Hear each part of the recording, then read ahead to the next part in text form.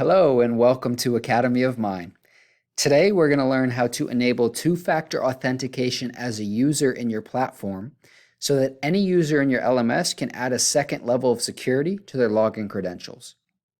Two-factor authentication is a standard security measure used to help keep people's login credentials safe. You have most likely used this on your email or other software applications before. This security feature can be utilized by all users, including students, instructors, admins, and anyone else enrolled in the LMS. Now, it's important to understand that two-factor authentication has to be enabled by users themselves because the authentication is done through the user's mobile device. The user will also have to scan a QR code during the setup and enter the code sent to their smartphone every time they're logging into the platform.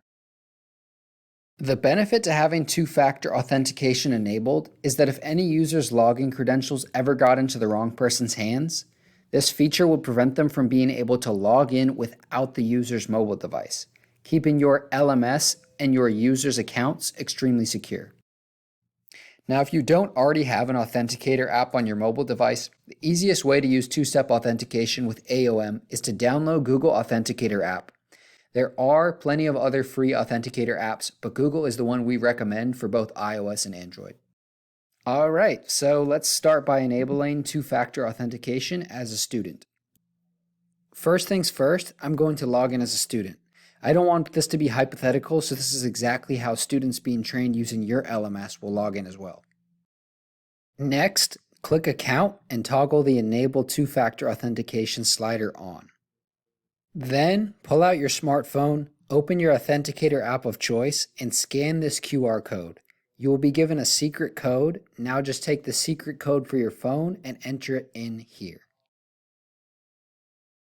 Now, when I log out and try to log back in, I need to use my Authenticator app to enter the secret code to get into the LMS. And remember, your app regenerates the secret code about every 30 seconds or so it's constantly changing, which means you can't just save the code in your notes or write it down and use the same one each time.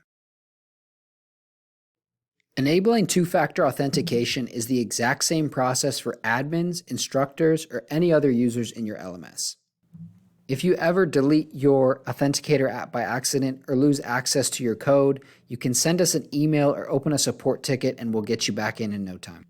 Thanks for watching, everyone, and I hope this helps you train large groups of users more securely.